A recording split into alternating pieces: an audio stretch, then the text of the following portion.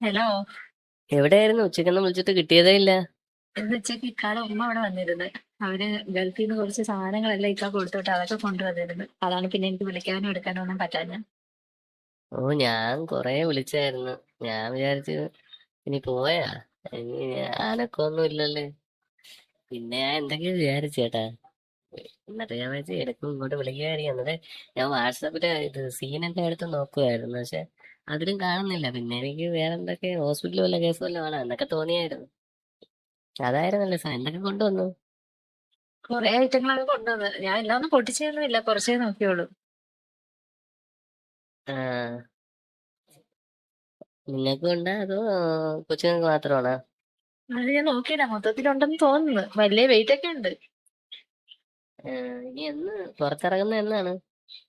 ഈ ആഴ്ച എന്തായാലും പറ്റൂല, അടുത്ത ആഴ്ച വല്ലതും നോക്കാം. ഓ, ഞാനും കാത്തിരിക്കണം. എത്ര നാളായി. ഓ, ഇന്ന് വരും നാളെ വരും എന്നൊക്കെ പറഞ്ഞിട്ട് അന്ന് വണ്ടിയിൽ വന്നതല്ലേ. പിന്നെ ഏരിയ പോലും വന്നില്ല. അന്നത്തെ അത്രയും പോരെ, അന്ന് വണ്ടിയിൽ വന്ന് കാണിച്ചു വിട്ടയൊക്കെ ഓർമ്മയില്ലേ? മറന്നുപോയി എത്ര പെട്ടെന്ന്. അതുകൊണ്ടല്ലേ വീണ്ടും വീണ്ടും കാണാൻ വേണ്ടി വിളിക്കുന്നത്. അയ്യോ, ഇനി താങ്ങൂല. ഒക്കെ ഗൾഫിലല്ലേ. അങ്ങനെ 2 വർഷം കൂടുമ്പോഴല്ലേ വരാൻ. പിന്നെ നീ എങ്ങനെ അവിടെ ഒറ്റയ്ക്ക് നിൽക്കും? അതൊക്കെ ഞാൻ മാനേജ് ചെയ്തോളാം, മോൻ വിഷമിക്കണ്ട കേട്ടാ. എന്നാലും നമുക്ക് അന്നത്തെ പോലെ ജസ്റ്റ് ഒരു 2 മണിക്കൂർ വണ്ടിയിലൊന്ന് കറങ്ങി ഇറങ്ങാം. അടുത്ത ആഴ്ച എന്തായാലും ഇറങ്ങണം കേട്ടാ. ഞാൻ എന്തായാലും എനിക്ക് ഈ 2 ആഴ്ച കഴിഞ്ഞാൽ പിന്നെ ബാംഗ്ലൂർ പോണം. അതിന് മുന്നേ ഇറങ്ങണം കേട്ടാ. ബാംഗ്ലൂർ പോകാനൊക്കെ ടൈം ആയോ? പെട്ടെന്ന് പോയില്ലേ സമയമൊക്കെ അങ്ങ്. ഞാൻ ഇറങ്ങാൻ ശ്രമിക്കാം. അന്ന് 2 മണിക്കൂർ ഇറങ്ങിയത് പോരെ, അത് തന്നെ ധാരാളമാണ്.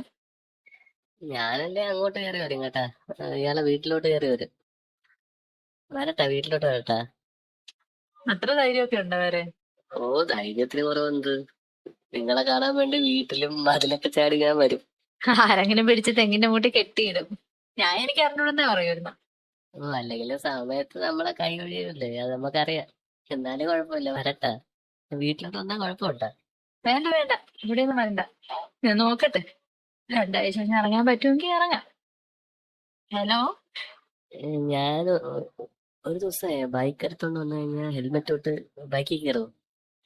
ഇല്ല ഇല്ല, എനിക്ക് പേടിയാണ് അതൊക്കെ, ഞാൻ വരൂല. ഇക്കാന്റെ വീട്ടുകാരോ എന്റെ വീട്ടുകാരോ ആരെങ്കിലും കണ്ടുകഴിഞ്ഞാൽ ഭയങ്കര പ്രശ്നമാണ്. സീനാക്കും. നിങ്ങൾ ഇടങ്ങേറാക്കല്ലേ എന്നെ. സത്യം പറഞ്ഞാൽ എനിക്ക് കണ്ടോളാൻ വയ്യ. എത്ര നാളായടോ വരാൻ വരാന്ന് പറഞ്ഞ് പറ്റിക്കുന്നു. എന്നെ തന്നെ കണ്ടോളാൻ വയ്യാത്ത. ഓ, പിന്നെ നമ്മക്ക് പിന്നെ ഗൾഫിൽ നിന്ന് വിളിക്കാനൊന്നും ആരും ഇല്ലല്ലോ. അതുകൊണ്ടല്ലേ നിങ്ങളെ തന്നെ വിളിച്ചോണ്ടിരിക്കുന്നത്. ഒരാളെ നോക്കാത്ത എന്ത്? ഒന്ന് സെറ്റാക്കി വെച്ചോ, ആവശ്യപരമ ഉപയോഗിക്കല്ലേ. ഓ, ഉള്ള ഒരു സെറ്റ് തന്നെ മതി. ഒരു ഫോട്ടോ എടുത്ത് അയച്ചു തരുമോ? ഇപ്പോഴോ? എന്ത് ഫോട്ടോ? പഴയ ഫോട്ടോ ഒന്നും എടുത്ത് അയച്ചു തരുന്നത്, ഇപ്പൊ ഉള്ള ഒരു ഫോട്ടോ എടുത്ത് അയച്ചു. ഇപ്പൊ നിൽക്കുന്ന എങ്ങനെയാണോ അതേപോലെ. ഇപ്പോഴോ? ഇപ്പം നോക്കട്ടെ. ഇപ്പൊ തന്നെ വേണോ? എന്തായാലും അടുത്ത ആഴ്ച ഇറങ്ങണം കേട്ടാ.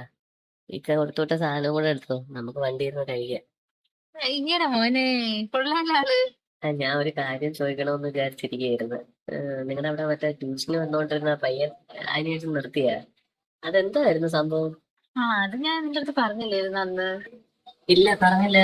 ഞാൻ പിന്നെ വിട്ടുപോയാണ്. ഈ ചെറുക്കൻ എന്നും വരുമ്പോഴത്തേക്ക് പഠിക്കാനെന്ന് പറഞ്ഞാണ് വരുന്നത്. പഠിക്കാൻ വന്നതിന് ശേഷം ഇവൻ പോയി കുറച്ച് കഴിയുമ്പോ നമ്മള് അയയില് തുണി ഇട്ടിരിക്കില്ലേ, ഉം. തുണി എടുക്കാൻ പോകുമ്പോൾ ബ്രേസറും പാന്റീസും ഒക്കെ മിസ്സിംഗ് ആണ്.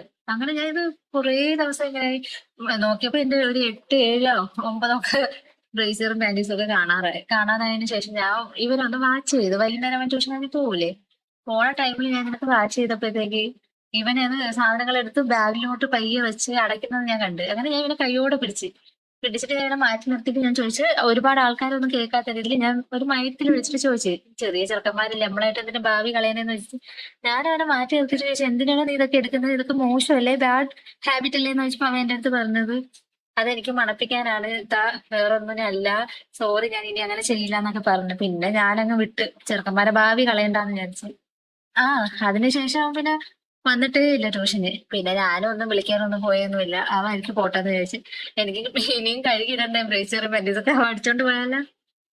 ഞാനിത് മുമ്പ് കേട്ടിട്ടുണ്ടായിരുന്നു ഇങ്ങനത്തെ സംഭവമല്ല. അതായത് ഈ ചില പിള്ളേരൊക്കെ ഇല്ലേ, അവര് ഇത് ഈ മറ്റുള്ളവരെല്ലാം ജെട്ടി കിടത്തുന്നത് മണപ്പിച്ചിട്ട് ഇവര് ഈ സ്വന്തമായിട്ട് നമ്മൾ കൈ പിടിക്കത്തില്ല, അത് ഇവരൊക്കെ ചെയ്യുന്ന കേട്ടിട്ടുണ്ട്.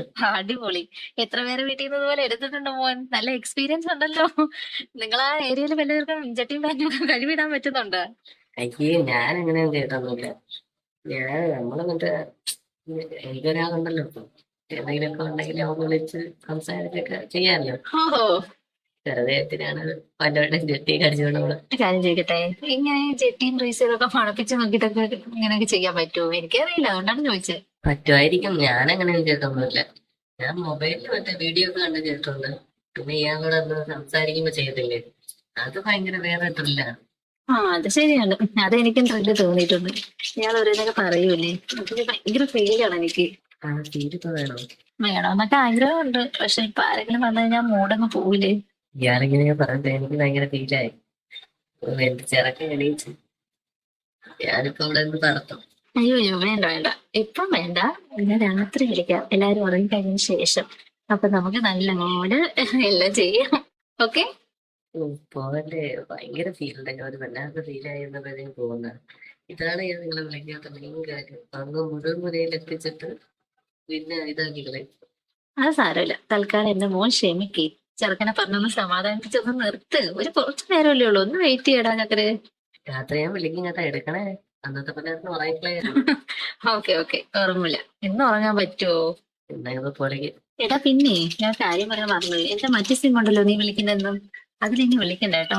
അതിന് ചിലപ്പോ ഇക്ക വിളിക്കുമ്പോഴത്തേക്ക് കോൾ വെയിറ്റിംഗ് ഒക്കെ ആയിക്കഴിഞ്ഞാൽ വെറുതെ എന്തിനാ നമ്മളായിട്ടൊരു സംശയത്തിന് ഇടം കൊടുക്കുന്നത്.